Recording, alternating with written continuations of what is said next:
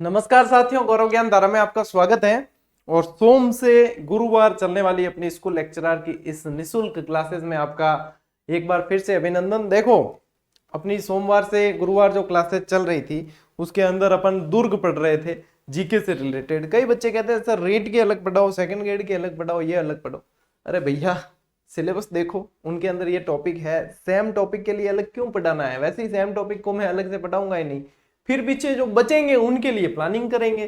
तो अभी बहुत जल्द ये सुनने में आया है कि स्कूल लेक्चरर की वैकेंसी आपके आ जाएगी, तो सीरियस हो जाना आप। अब आप लोगों को सीरियस हो जाओगे, अभी भी चेत जाओगे ना, बाद में पछतावा नहीं होगा। बाद में पछतावा होता है, उसके अलावा कुछ नहीं बचता। हजारों की संख्या में सिलेक्शन हुए हैं इस बार जीजीडी प्लेटफॉर्म से पढ़ के ही, ठीक है। और ये हम नहीं बताते, स्टूडेंट खुद बताते हैं, और आगे भी होंगे। क्योंकि देखो, अच्छी मतलब भावना से किया हुआ काम है तो निश्चित रूप से आप सफलता तक पहुंचोगे, ये बात तो निश्चित है, ठीक है। चलिए, आज अपन प्रमुख दुर्ग की ये अंतिम क्लास पढ़ने जा रहे हैं। देखो, दुर्ग तो वैसे पूरे होने ही नहीं है कभी, लेकिन फिर भी मुख्य मुख्य जितने भी दुर्ग हैं वो सारे के सारे पूरे हो जाएंगे। यदि इसमें अब थोड़े बचते हैं, वैसे ज्यादा छोटे मोटे देखो बहुत सारे किले हैं वैसे, तो अपन इसका अगला टॉपिक लेंगे। 7 क्लासेस के अंदर मैंने दुर्ग करवाए हैं, और 7 क्लासेस में बढ़िया तरीके से आपके जितने मैन है और जहां से प्रश्न बनते हैं वो सारे, आज 7वीं क्लास है। उससे पहले बता दूं कि कल आप लोगों ने इसके विमोचन का वीडियो देख लिया है और आप लोगों को ये पता चल गया है कि ये पुस्तकें आ गई। ये पुस्तकें नहीं, ये क्रांति है। जिन्होंने नहीं देखा उन्हें भी बता दूं कि सेकंड ग्रेड की जो वन लाइनर आप यदि जीके की देखते हो, उसकी प्राइस थी 330 थी। उसकी प्राइस कितनी? 330। यानी उसके अंदर भी लगभग, इसके अंदर पेज है इतने ही पेज थे, 330 उसकी प्राइस थी। इसकी प्राइस हमने बाकायदा कम की है, और साथ में आपको जिला दर्शन की बुक फ्री मिली है। अब कई जनों जो जिनको था ना कि ये मार्केटिंग होगी, भैया मार्केटिंग करनी होती ना तो मैं धड़ल्ले से कोर्स बेचता और आज 8-10 करोड़ तो कमा चुका होता, ठीक है। सेवा करने वाले जो इंसान होते हैं उनको आपको पहचानना आना चाहिए। ये तो मतलब कोई भी इस तरीके की जिला दर्शन अभी तक आपको उपलब्ध नहीं हुई है इसके अलावा, ठीक है। ये एक क्रांति है, ये एक पुस्तक नहीं है। हर विद्यार्थी इसको पढ़ेगा, ये बिल्कुल सुनिश्चित है, ठीक है। अब ये आप देखोगे तो हमने मतलब देखो, रेट भी आप लोगों के लिए और क्वालिटी बेस्ट, दोनों के अंदर क्वालिटी आप देखोगे तो ये तो मतलब 295 के अंदर ये मिल रही है, साथ में ये मिल जाएगी आपको इसके।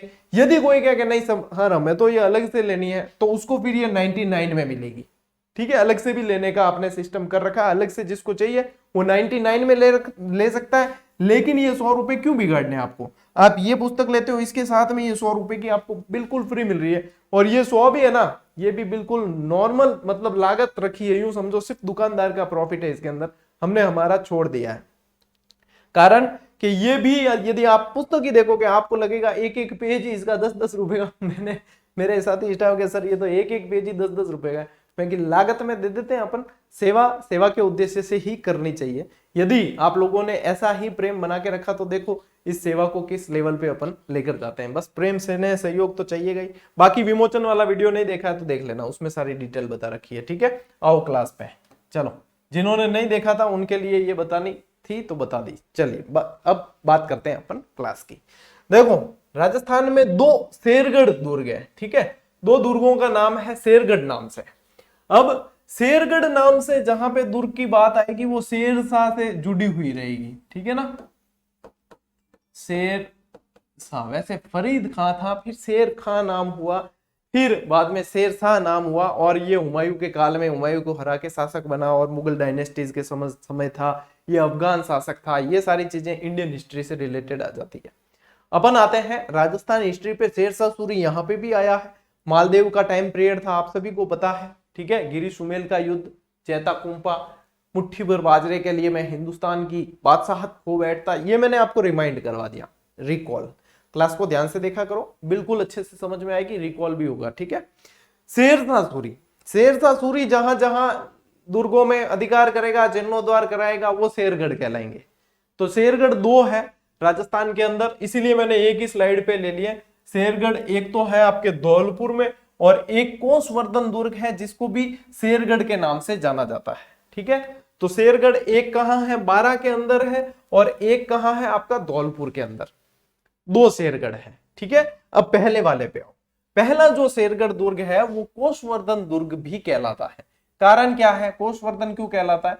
क्योंकि कोषवर्धन नाम की यहाँ पे क्या है, पहाड़ी। कोषवर्धन नाम की पहाड़ी होने के कारण, उस पे बना होने के कारण ये कोषवर्धन दुर्ग भी कहलाता है। ठीक है, अब देखो ये एक तरह का जल दुर्ग है। यदि आप यहाँ पे ये देखोगे इसका फोटो, इससे ही आपको समझ में आ जाएगा। तो ये कैसा ये कैसा दुर्ग है? ये है जल दुर्ग। ठीक है, और जल दुर्ग को और किस नाम से जाना जाता है? जल दुर्ग को कहा जाता है औदुक दुर्ग, औदुक या औदुक दुर्ग। ठीक है, तो ये फोटो से आपके ये चीज क्लियर हो जाएगी। जो प्रश्न बनते हैं मैं हमेशा उसी पैटर्न पे चलता हूं जो जिनको बार बार रिवाइज किया जा सके। मान लीजिए एग्जाम में कोई 10 प्रश्न पूछता है तो उसमें से 8 आप बिल्कुल अच्छे से सही करके आ सको, ये टारगेट लेके चलता हूं और यही सिलेक्शन का आधार है। ठीक है, कौन फोन कर रहा है? मतलब जब से बुक आई है ना, मेरे फोन ने बजना बंद ही नहीं किया। मैसेज मैसेज नहीं तो फोन, फोन नहीं तो मैसेज, मैसेज नहीं तो फोन। मैंने कहा इतनी जबरदस्त क्रांति आएगी मुझे खुद उम्मीद नहीं थी। लेकिन ये जिला दर्शन तो आप देखोगे ना, इसका एक एक इमेज, एक एक शब्द, एक एक डिजाइन तक मैंने खुद बैठ कर की है। यानी इसमें बाकी किसी ने कोई एडिटिंग नहीं की, कुछ भी नहीं। बाकी में तो मैं मैटर लिखता हूँ, एडिटिंग दूसरे करते हैं। इसमें एडिटिंग तक मैंने की है, इमेज कह दो आप चाहे कुछ भी, A to Z। यानी कि ये आप लोगों तक मैंने अपना प्रेम पहुंचा दिया, आप लोग अपना प्रेम पहुंचाते हो वो बात अलग है। ठीक है, तो कहां थे अपन? मतलब अपना टारगेट क्या रहता है कि 10 में से 8, और ये 8 फिर बिल्कुल सही हो। क्यों? मैं 10 को कवर करने जाऊंगा तो उसके लिए मुझे बहुत सारा मैटर पढ़ाना पड़ेगा, वो रिवाइज नहीं होता है। तो मेरा पैटर्न हमेशा ये रहता है, चाहे लेखन में कहो चाहे पढ़ाने में कहो। इसीलिए जो है हजारों की संख्या में सिलेक्शन हुए हैं, क्योंकि अपन इस पैटर्न के अनुसार ही चलते हैं। ठीक है, विद्वान नहीं बनाते, सिलेक्शन हो जाते हैं बच्चों के। ये जल दुर्ग की श्रेणी में आता है, ये तो आपके क्लियर हो गया। ये परवन नदी, पूछे जाने वाले प्रश्न यही है। ये जल दुर्ग औद्योगिक दुर्ग है, परवन नदी के किनारे है। ठीक है, कोषवर्धन दुर्ग इसे कहा जाता है और नागवंशी शासकों ने इसका निर्माण करवाया। फिर यहां पे आता है पुनर्निर्माण। पुनर्निर्माण करवाया है शेरशाह सूरी ने, इसलिए इसे शेरगढ़ के नाम से भी जाना जाता है। ठीक है, इतना याद कर लोगे ना तो यहां शेरगढ़ से बनने वाले सवाल यही है। इसके अलावा तो देखो हर दुर्ग में इतना इतिहास जुड़ा हुआ है, यदि पढ़ोगे तो फिर एक ही दुर्ग के पीछे पूरी क्लास हो सकती है। लेकिन जहां से मैं देखता हूं कि सवाल जो बनते हैं वो यही बनते हैं। ठीक है, आओ शेरगढ़ दुर्ग धौलपुर। अब यदि देखोगे तो धौलपुर, धौलपुर देखोगे तो पूर्वी सीमा पे। ठीक है, तो ये वहां पे पड़ता है। राव मालदेव द्वारा इसका निर्माण करवाया गया। और यदि आप ध्यान दोगे तो मालदेव और शेरशाह सूरी दोनों ही एक ही टाइम पीरियड के हैं। ठीक है ना, तो राव मालदेव द्वारा इसका निर्माण है, पुनर्निर्माण शेरशाह सूरी द्वारा है। इसका उपनाम धौल दोहरागढ़ है, क्योंकि यहाँ पे राजा धौल द्वारा धौलपुर को बसाया गया था। धवल भी कहते हैं इन्हें, इन्हीं के नाम पर धौल दोहरागढ़ इसका नाम पड़ा है। और इसे दक्षिण का द्वारगढ़ भी कहा जाता है, ये भी ध्यान रखना। ये इसके उपनाम धौल दोहरागढ़ और दक्षिण का द्वारगढ़। यदि ध वाली लाइन याद है ना तो आपकी ये सही हो जाएगा प्रश्न। क्यों? देखो धौल दोहरागढ़, दक्षिण का द्वारगढ़, सारे द ही द आते हैं, धौलपुर के अंदर है। ठीक है, यहाँ पे अब इसका मोस्ट इंपॉर्टेंट पॉइंट क्या है? इसके अंदर एक तोप पड़ी है जो यहाँ पे आप देख पा रहे हो, यही है, इसका नाम है हुणहुंकार। ठीक है, हुणहुंकार तोप, और इससे प्रश्न बहुत बार बना है। ठीक है, ये फोटो भी आप देख लो, आपको याद रह जाएगा अच्छी तरीके से। हुणहुंकार तोप जो है वो यहाँ पे बनी हुई है। ठीक है, इसके अलावा मीर सैयद की मजार बनी हुई है। कहा जाता है कि ये जो थे वो शेरशाह के गुरु थे, शेरशाह के गुरु थे शेरशाह सूरी के, और उन्हीं की ये मजार है मीर सैयद की मजार, जो शेरशाह सूरी ने बनवाई, ऐसा कहा जाता है। ठीक है, इसके अलावा हुणहुंकार तोप है, ये याद रख लेना, ये इस किले का फोटो है। मतलब दोनों ही शेरगढ़ आपके, वैसे तो ज्यादातर तो स्थान पूछे जाते हैं इनके, लेकिन फिर जो थोड़ी डिटेल आपको याद रखनी है, जिनको बार बार रिवाइज करनी है, वो चीज इसके अंदर आ चुकी है। ठीक है, लो स्क्रीनशॉट, बढ़ते हैं आगे। ले लिया स्क्रीनशॉट? थोड़ा सा फटाफट ले लिया करो। अब देखो, जिसका मुझे शिलालेख मिल जाता है उसका मैं शिलालेख शामिल कर लेता हूं। इसका इतना क्लियर नहीं है लेकिन यही मिला है। ठीक है, फिर भी आपको समझ में आ जाएगा कि अच्छी तरीके से कि क्या है, मेन की पॉइंट जो है वो समझ में आ जाएंगे। पढ़ने के पैटर्न में की पॉइंट को शामिल जरूर करना। यदि याद रखनी कोई चीजें, की पॉइंट शामिल करना। पूरा पैराग्राफ पढ़ा है, उसमें से 8-10 की पॉइंट निकाल देना कि ये चीजें हैं, बस उससे आपका रिवीजन जल्दी होगा। ठीक है, टिप्स मैं बताता रहूंगा, उसको फॉलो करते रहना। आप नहीं याद रहे तो कहीं लिख देना कॉपी में कि ये टिप्स है, ठीक है। शाहबाद दुर्ग, शाहबाद दुर्ग 12 में। देखो इसके पीछे भी बहुत सारी चीजें हैं। इसे शाहबाद दुर्ग के नाम से भी जाना गया, इसे सलीमाबाद दुर्ग के नाम से भी जाना गया। इसे सलीमाबाद के बाद में इसे वापस मुगलों ने जब अधिकृत अधिकार में लिया तब इसे शाहबाद दुर्ग के नाम से जाना गया। यानी कि कहीं ना कहीं देखो अफगान शेरशाह भी आया था और मुगलों ने भी फिर से अधिकार में लिया, तो यहाँ पे ये सारी चीजें नाम परिवर्तन यही वहीं से चलते हैं। अब मान लो भाजपा से कांग्रेस आएगी तो कई योजनाओं के कई चीजों के नाम चेंज करेगी, कांग्रेस से वापस भाजपा आएगी तब कई चीजों के नाम चेंज होंगे। अब पता नहीं नाम चेंज करके क्या मिल जाता है, वही चीज है सत्ता परिवर्तन। सत्ता परिवर्तन होते ही नाम परिवर्तन करते हैं, अपने नाम से देते हैं। तो इन्होंने भी यही किया है, यहाँ पे भी सत्ता बदलती है, सत्ता बदलते ही इनके नाम बदले जाते हैं दुर्गों के, ठीक है। आमेर का मोमिनाबाद कर दिया, सिवाना का खैराबाद कर दिया, जालोर का जलालाबाद कर दिया, चित्तौड़गढ़ का खिजराबाद कर दिया। ये सारे सत्ता परिवर्तन के प्रतीक हैं, ठीक है ना, कि ये चीजें। चलो आओ, इसका निर्माण जो है चौहान मुकुटमणि देव ने करवाया। अभी अपनी शिलालेख को पढ़ेंगे, उसमें और भी चीजें क्लियर होगी कि चौहान मुकुटमणि देव कब आया है, उसके टाइम पे पढ़ा है। पहले इधर ध्यान दो, शेरशाह सूरी और औरंगजेब के अधीन ये रहा है। पहले शेरशाह सूरी के अधीन रहा, फिर तब नाम रख दिया पुत्र के नाम पे सलीमाबाद, फिर वापस औरंगजेब के अधीन आया है, तब फिर वापस नाम रख दिया शाहबाद, ठीक है। तो ये से नाम चेंज होते रहे हैं। इसे सलीमाबाद के नाम से भी जाना गया है। इसकी मुख्य विशेषता क्या है, इसमें अलल पंख, ये आंख नहीं है, ये है पंख, ठीक है। ये थोड़ी सी मिस टाइप हुई है मेरे से। ये अलल पंख यानी कि पंख वाले हाथी की मूर्तियां। अब है तो क्या, हाथी के जैसे दिखने वाला एक विशाल जानवर है जो हाथियों को ही जकड़ के ले जा रहा है, ऐसा है। ये दरवाजे के पास में, दुर्ग के दरवाजे के पास में लगे हुए थे। वर्तमान में ये यहाँ के कलेक्ट्रेट में है और उसी कलेक्ट्रेट का ये फोटो है, ठीक है। तो ये यहाँ पे इसको कहा जाता है अलल पंख, यानी कि पंख वाले हाथी की मूर्तियां आप कह सकते हो। आप देखो ये हाथी जैसी आकृति है पंख वाला, लेकिन इसके पंख निकले हुए हैं और ये जकड़े हुए भी देखो, पैरों में भी हाथी ही दिख रहे हैं आपको, तो इसे कहा जाता है अलल पंख। अब डिजिटल ये जो शिक्षा है ना, ये जो क्रांति आई है, इसमें ये फायदा है आप लोगों के लिए। अब जैसे हम पढ़ते थे, हमने तैयारी की तब से पढ़ते थे कि अलल पंख, पढ़ लिया कि पंख वाले हाथी, ठीक है। अब ये पढ़ लिया, इमेजिन कर लिया। आप लोगों को इमेजिन करने के साथ साथ आप लोगों को वास्तविक चीज देखने को भी मिल रही है कि ये चीज है। अब कोई शिक्षक चाहे इसको स्लाइड में शामिल नहीं करता है या करता है, मेरी शैली के अनुसार मैं करता हूं, ताकि क्या है, विजुअली ज्यादा याद रहता है बच्चों को। उन्हें याद रहता है कि इस स्लाइड में यहाँ पे ये बताया था, इस समय सर ने ये बोला, ये पूरी की पूरी छवि बनती है दिमाग के अंदर। तो यहाँ पे ये ध्यान रखना, अलल पंख का पूछे तो यहाँ। इसके अलावा यहाँ पे नवलबान तोप है, कहाँ, शाहबाद के अंदर। शाहबाद के अंदर नवलबान तोप है। अभी पीछे अपन ने पढ़ी उस तोप का नाम क्या था, हुंकार। इसके अलावा मैंने जीजीडी फैक्ट में 2-3 दिन पहले सारी की सारी तोपें एक साथ डलवाई आप लोगों के लिए पूरी सुविधा उपलब्ध है, ठीक है। अब आप टेलीग्राम से देखो ही नहीं, उसे नोट करो ही नहीं, आप जुड़ो ही नहीं कि मैं तो चलाता नहीं, तो इसका कोई इलाज नहीं है। आप लोगों को प्रोवाइड करवा दिया जाता है, ठीक है ना। घोड़े को पानी तक ले जाया जा सकता है, पिलाया नहीं जा सकता, पीना खुद को ही होता है।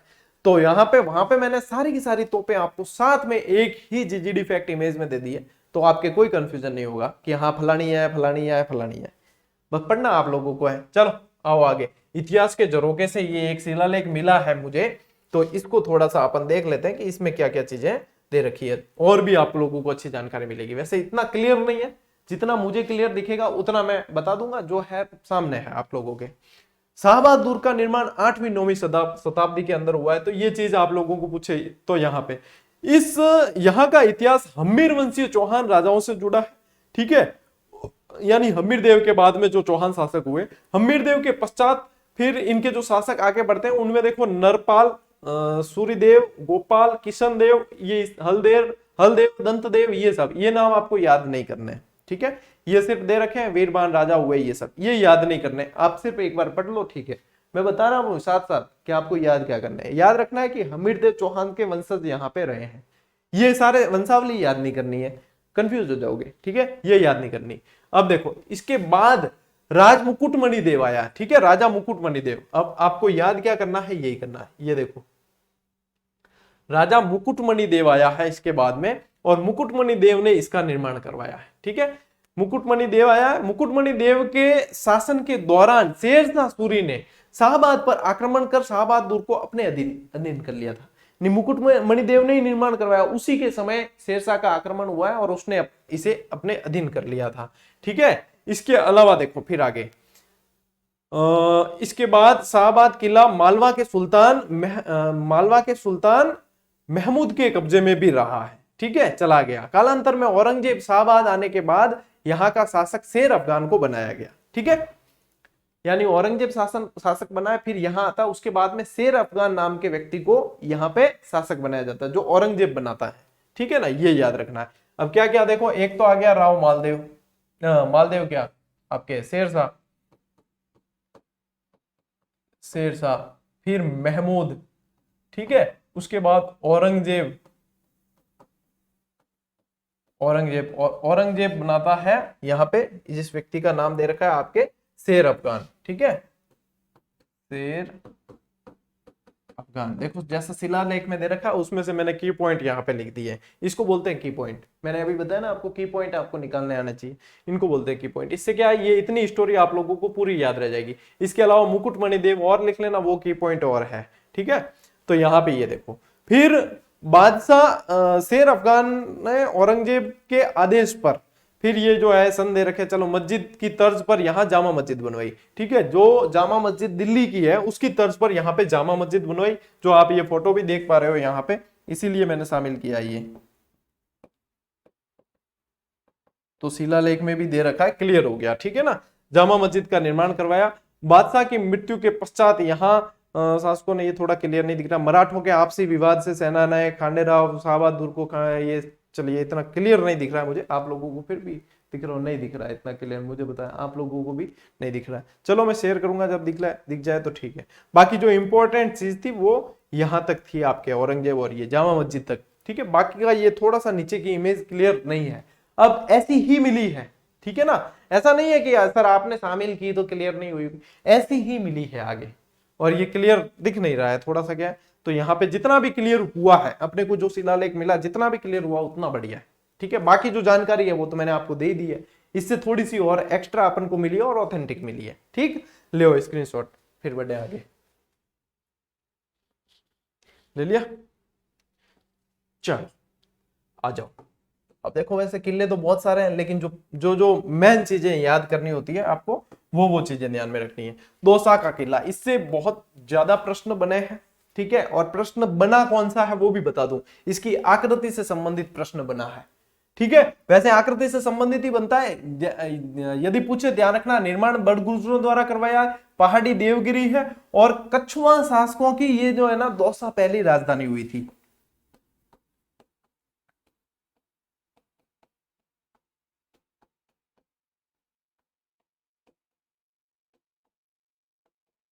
कछुआ शासकों की राजधानी रहा है। इसका आकार सूप या छाजले के समान है। भाई गेहूं छानने रो ने अनाज छानने नहीं आवेगा, छाजलो है देखियो वही थे भाई। आप लोगों में से वैसे अपन जो है जिस पीढ़ी से आए हैं, अपन ने जो दौर देखा है, आने वाली पीढ़ी तो शायद ही इन चीजों को देखे, लेकिन अपन ने जो चीज देखी है, ये चीजें देखी है। अपन ने घर पे गेहूं छानते हुए भी देखा है, अपने अपनी माओ को गट्टी चलाते हुए भी देखा है, अपन ने वो युग देखा है। ठीक है ना, अपन उनकी योजक कड़ी है एक तरीके से। आने वाली पीढ़ियां ये चीजें नहीं देख पाएगी। आने वाली पीढ़ियां ये चीजें कहाँ देखेगी, या तो किसी वीडियो के अंदर या किसी म्यूजियम के अंदर, क्योंकि ये चीजें रही कहाँ। अब गट्टी में गेहूं कौन पिसता है, अब तो सीधी चक्की पे रखते हैं और या घरों में लगा देते हैं चक्की। तो ये जो अपन बहुत भाग्यशाली रहे जो अपन ने ये चीजें देखी है। जो यहाँ अपन ने ज्वागल श्रीनाथ के मैच भी देखे और अपन आज बुमराह के मैच भी देख रहे हैं। मतलब बहुत बड़ी योजक कड़ी अपनी ये पीढ़ी रही है। अब आने वाले समय में ये सुख नहीं देखने को मिलेगा इन लोगों को, ये एक दुख है इनके लिए, लेकिन ये वास्तव में क्या करें, अब जमाना चेंज हो गया। चलिए फिर इसके अलावा आओ आप, अच्छा ये जो यहाँ पे ऐसे कैसे है, ये चूरू किला, चूरू में ही है, दोस्त आ गया गलती से। चलिए चूरू किला, ठीक है ना, चूरू किला जो है वो चूरू के अंदर ही रहेगा, कोई दिक्कत नहीं है। निर्माण ठाकुर कुशल सिंह द्वारा। देखो इसमें अपन याद क्या रखते हैं, इसमें अपन याद रखते हैं एक ही चीज कि चूरू के अंदर चांदी के गोले किसने दागे, तो वो सबने याद कर लिया कि शिव सिंह ने दागे। ठीक है, शिव सिंह के समय दागे गए। लेकिन एग्जामिनर भाई होशियार होता है, एग्जामिनर ने फिर घुमाकर पूछा कि किसके समय निर्माण हुआ, ऑप्शन में शिव सिंह भी दिया।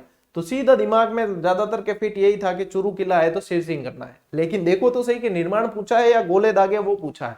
तो निर्माण पूछे तो आपको कुशल सिंह या कुशाल सिंह लिखा मिले तब करना है 1739। और इसकी विशेषता रही कि चांदी के गोले दागे गए।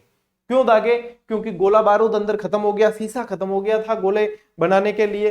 तब सेठ, साहूकार और जन सामान्य जो था उन्होंने चांदी उपलब्ध करवाई कि ये चांदी इसका यूज करो और आप जंग को जारी रखो। जब इन्होंने चांदी के गोले यहाँ से बरसाए हैं तो शत्रु सेना जो मतलब बीकानेर से वहां से आई थी शत्रु सेना, तो शत्रु सेना अचंभित हो गई और उनका फिर हृदय जो है द्रवित हो गया जनता की भावना देखकर, इसलिए उन्होंने घेराव उठा लिया। ये चांदी के गोले यहाँ पे दागे गए। ठीक है, तो चूरू के अंदर ये ध्यान रखना है। चूरू किला कहाँ है? चूरू में ही है, दोसा मत कर देना। बटनेर किला हनुमानगढ़, मंगलवार के दिन जीत कर नाम रखा हनुमानगढ़। बटनेर किला यदि देखोगे आप हनुमानगढ़ उत्तर में है तो उत्तरी सीमा का प्रहरी कहा जाता है। भाटियों का शासन रहा तो उत्तर भड़कीवार कहा जाता है इसे। और भूपत भाटी द्वारा 3री शताब्दी में निर्मित है। राजस्थान का सबसे प्राचीन किला भी आप कह सकते हो। ठीक है, नदी कौन सी है? आप नदी कौन सी निकलती है? यहाँ से गग्गरी निकलती है। ठीक है ना, श्री गंगानगर, हनुमानगढ़, यहाँ से होकर पाकिस्तान फोर्ट अब्बास तक गग्गर नदी जाती है। तो ये गग्गर नदी, अब तो अनूपगढ़ भी है, आप लोगों को ध्यान है, गग्गर नदी। ठीक है, शिल्पी इसका कैकेया रहा है। इस पर सर्वाधिक विदेशी आक्रमण हुए हैं। अब देखो जो किला बॉर्डर पे होगा, ठीक है ना, जो बॉर्डर पे होगा तो उस पे ही तो सबसे ज्यादा आक्रमण होंगे। भाई सीधा सेंटर पे आक्रमण तो किसके होंगे? जैसे तारागढ़ सेंटर में था तो देसी आक्रमण यहाँ हुए। ठीक है, तो देसी आक्रमण यहाँ होते हैं। अब कोई बॉर्डर पे है तो यहाँ पे बॉर्डर पे उस किले पे विदेशी आक्रमण ज्यादा होंगे। तो सबसे ज्यादा विदेशी आक्रमण झेलने वाला अपना राजस्थान का दुर्ग कौन सा है? बटनेर का दुर्ग है। ठीक है, उपनाम उत्तर बड़कीवाड़, उत्तरी सीमा का प्रहरी। अब यहाँ पे देखो तैमूर लंग का आक्रमण हुआ है। ये यूं कह सकते हो आप राजस्थान का एकमात्र किला जिसके बारे में पूछा जाएगा आपको कि तैमूर लंग का आक्रमण कहाँ हुआ। तो तैमूर लंग का 1398 में हुआ है। लेकिन यहीं पे एक शिलालेख लगा हुआ, उसमें सन क्या लिखा हुआ पता है? उसमें लिखा है 1391। अब हुआ एक्चुअल में 1398 में ही है। सारी ऑथेंटिक पुस्तकें वगैरह सब में 1398 मिलेगा, आपको याद भी ये रखना है। लेकिन वहां पे एक जगह लिखा हुआ है कि 1391 में। मैंने बता दिया आपको, चलो कोई नहीं। आक्रमण के समय मेन बात क्या है? हिंदुओं के साथ साथ मुस्लिम महिलाओं ने भी जौहर में भाग लिया है। इस दुर्ग की ये विशेषता रही है और ये मोस्ट इंपॉर्टेंट है। इस समय यहाँ के शासक थे दूलचंद। ठीक है, तैमूरलंग के समय शासक कौन थे? दूलचंद। ये ध्यान रखना, दूलचंद भाटी थे। चलिए, तो ये हिंदुस्तान में, फिर ये देखो क्या कहता है तैमूरलंग कि मैंने हिंदुस्तान में इतना मजबूत किला नहीं देखा। ये किसके शब्द थे? ये तैमूरलंग के शब्द थे। ठीक है, ये आपको यहां नहीं दिख रहा है, ये लिखा बस है, मैंने हिंदुस्तान में इतना मजबूत किला नहीं देखा। ठीक है, चलिए लो स्क्रीनशॉट, बढ़ते हैं आगे। ले लिया? आओ अब देखो, बाला बाला बाला बाला बाला किला। बाला किला कहाँ है? सबसे पहला प्रश्न अलवर के अंदर है। सबसे पहले पूछ ले तो ध्यान रखना, बाला किला कहाँ है? अलवर। फिर देखो खानवा युद्ध के बाद 1527 की बात है, जब खानवा युद्ध हुआ मार्च 1527 में, उसके बाद में बाबर यहां आता है। ठीक है, अलवर के अंदर ही, और बाबर यहां पे रुका भी था। ठीक, इसके अलावा सलीम यानी कि जहांगीर, अकबर के बाद में सलीम जहांगीर है। जहांगीर को यहां 3 साल तक कैद रखा गया और यहां पे जहां कैद रखा था उसको सलीम महल ही कह दिया गया। ठीक है, सलीम महल। तो ये चीज यहां से आपको याद रखनी है। ठीक है, टू द पॉइंट पढ़ रहे हैं अपन। कांकनवाड़ी का दुर्ग कहां है? अलवर के अंदर। यदि आप देखोगे ये एरिया कौन सा है कांकनवाड़ी वाला? ये एरिया है आपके सरिस्का वाला। ठीक है ना, सरिस्का वाला। अब इसे यहाँ पे एक पठार भी है जिसका नाम क्या है? क्रास्का और कांकनवाड़ी। क्रास्का व कांकनवाड़ी, ये, और यहीं पे बना हुआ है कांकनवाड़ी का दुर्ग। ठीक है, निर्माण किसने करवाया है? सवाई जयसिंह ने निर्माण करवाया, और इसमें औरंगजेब का भाई दारा सिकोह यहाँ पे इसको बंदी बनाकर रखा गया था। अब आप लोगों को बताइए, शाहजहां के बाद में जो है उत्तराधिकारी युद्ध संघर्ष बहुत हुआ है। दारा सिकोह, सूजा, ये सब आपस में भिड़े हैं, औरंगजेब। और तो यहाँ पे ये सबसे विद्वान माना जाता था दारा सिकोह, मुगल राजकुमारों में, मुगलों के अंदर। इसको यहाँ पे बंदी बनाकर रखा गया था। ये प्रश्न पूछते हैं, कहाँ रखा गया था? कांकनवाड़ी दुर्ग के अंदर। ठीक है, नेक्स्ट देखो मांडलगढ़। मांडलगढ़ कहाँ है? भीलवाड़ा में ही है। ये शाहपुरा में नहीं गया, ठीक है ना, भीलवाड़ा के अंदर ही है। निर्माण इसका जो निर्माण है, अच्छा निर्माण मांडलगढ़ में हुआ है। इसका निर्माण जो है ये ध्यान रखना कि ये कहा जाता है मंडिया भील द्वारा भी कहा जाता है, ठीक है, कि मंडिया भील ने इसका निर्माण करवाया, इसलिए इसे मांडलगढ़ कह दिया जाता है। एक मत ये भी है कि यहाँ पे ये इसकी आकृति जो है मंडलाकार है। कैसी आकृति है? मंडलाकार, इसलिए इसका नाम जो है वो मांडलगढ़ रखा गया। ठीक है, दोनों मत मैंने आपको बता दिए। नदी बनास, बेडज और मेनाल के त्रिवेणी संगम पर ये स्थित है मांडलगढ़। इसके अलावा ध्यान रखना कि अकबर ने महाराणा प्रताप के विरुद्ध युद्ध नीति या रणनीति या कह सकते हो प्लानिंग जिस दुर्ग में बनाई वो मांडलगढ़ दुर्ग ही था। ठीक है, यहां पे आके रुका था, यही प्लानिंग बनाई। इसे मेवाड़ का प्रवेश द्वार भी कहा जाता है और है कहां? भीलवाड़ा के अंदर।